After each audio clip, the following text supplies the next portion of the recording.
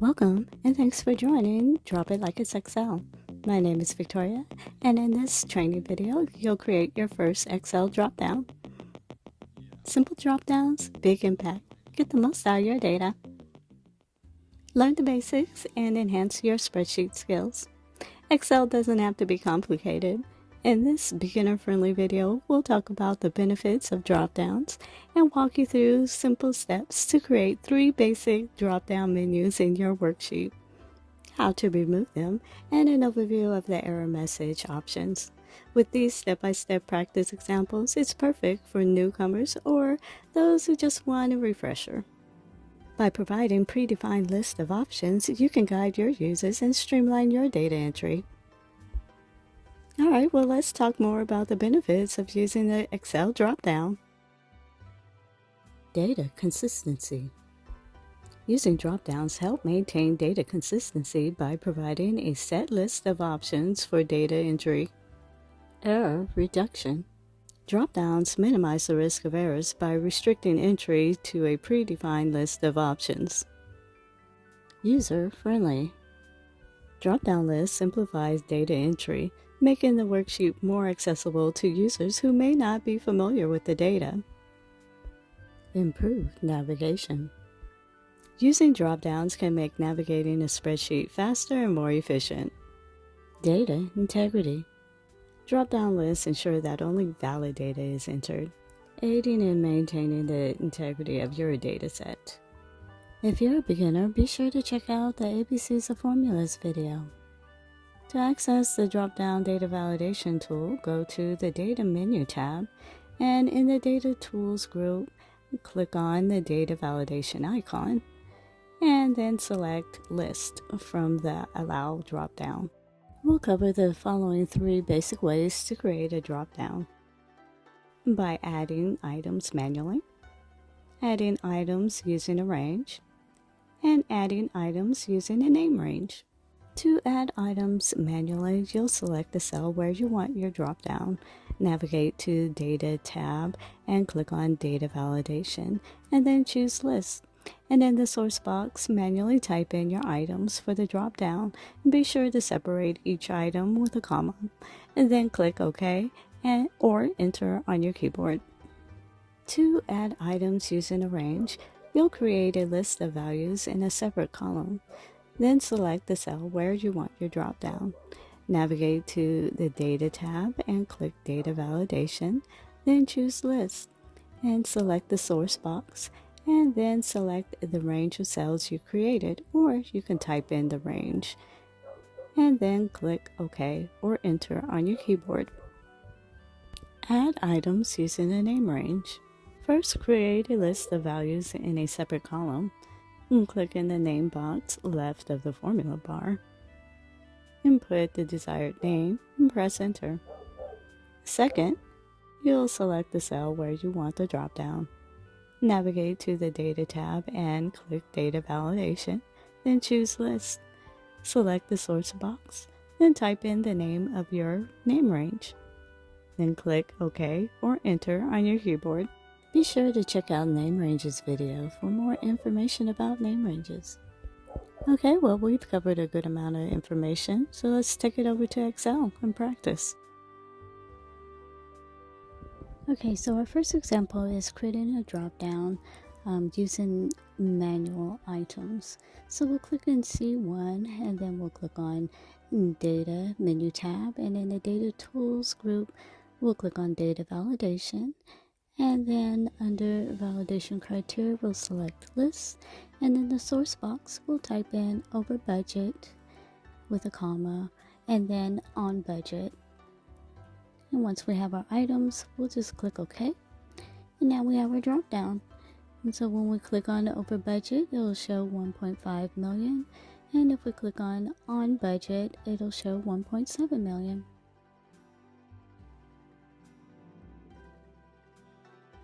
To remove a drop-down, click the cell or cells with the drop-down, click on Data menu tab, then Data Validation, and then click Clear All, and click OK. And you'll see the drop-down has been removed from the cell. Okay, so for our second example, we'll create a drop-down adding items using a range. So we'll type in G3 status, and then we'll type in all of our items for our status: not started, in progress, completed, on hold, deferred, overdue, and canceled. Now, after we've typed in our list, we'll go to the cell that we want our drop down, and then click on data validation, and change that drop down to list. And in the source box, we'll go ahead and select the cells that we have our items in, and then click OK. And you'll notice that we have our drop down there. Now we can easily copy this cell, or you can select all the cells that you want the drop down to have, and click on data validation, and then you'll get an alert that says the section contains some cells without data validation settings. Do you want to extend? And we'll just click yes, and we'll click OK. And now all of them have the drop down. Now I mistyped and did not put on hold, so let me update that, and you'll see that when I click on the drop down list, now it has on hold. And you can see it's got all the items for all the rest of the cells. Now if I want to update, and we'll just add review, pending, and due today, and then you'll notice that it doesn't automatically update our drop down. So what we'll have to do is we'll have to edit the range.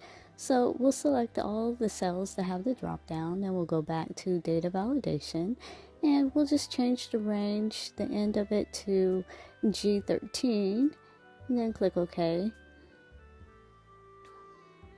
And we'll apply it to all of them, and we'll see that the drop down has updated with the last 3 items that we added. Okay, perfect. Now for our last example, example 3, we're going to add items using a name range. So I'm going to give you 2 examples. We'll start with the location first. So we're going to highlight all the locations here from C4 through J4, and then we'll go to the name box and we'll type in locations and click enter. And so now we have a name range for locations, and then we'll click in the cell we want the drop down to have. We'll click on data validation, then list, and then we'll type in equals locations and click OK. And now we have our drop down with all the locations. Now I've already created a formula in J2, so when I click on a location, it automatically puts in the total, and you can see that's correct for north. And then we can check out a couple of more. There's east and west with 27,000. Okay, so for our reps, we're just going to go ahead and select all the reps names, and we're going to click in the name box and type in reps. That's going to be the name of our name range. And then we'll click in C2 because that's where we're going to put our drop down, and we'll click on data validation, and then list, and then equals reps. Okay, and now we have our list of reps. Now the formula doesn't quite work exactly how we want it to, because James King really should be James_King. So we'll have to fix that, and we can't just go up and type that in there because we have our drop down validation. So what we'll do is we'll go back to our range of names, and we'll put in an underscore between the first and last name.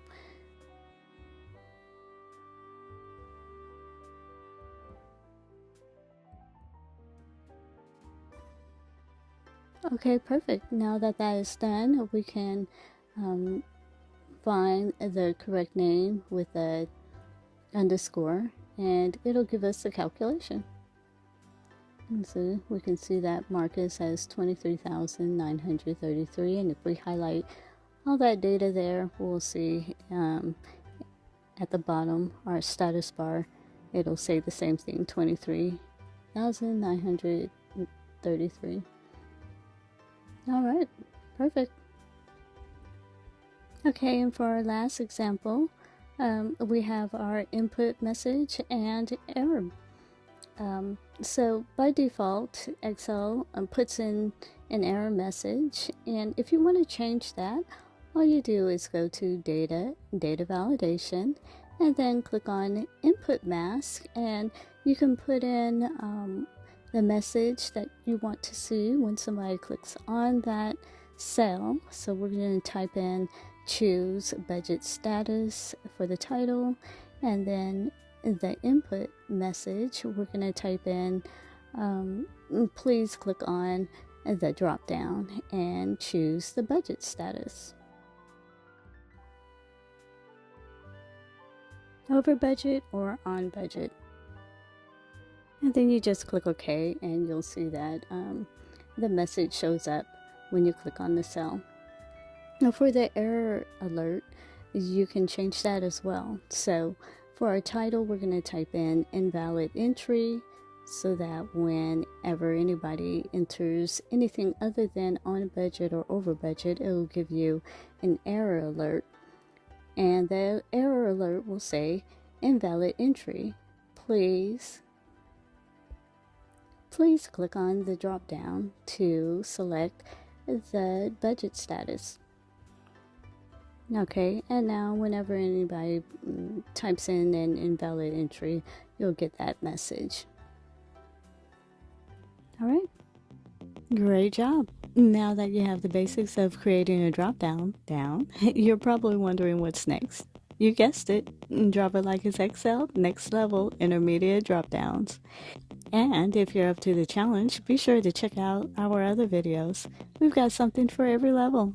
Conditional formatting, VLOOKUPs, HLOOKUPs, and so much more. Well, that was fun, and that concludes our lesson. Thank you for joining Drop It Like It's Excel. Creating your first Excel dropdown. Keep practicing and see how simple dropdowns can make a big impact on your data creation. Happy learning, and I'll see you in the next video.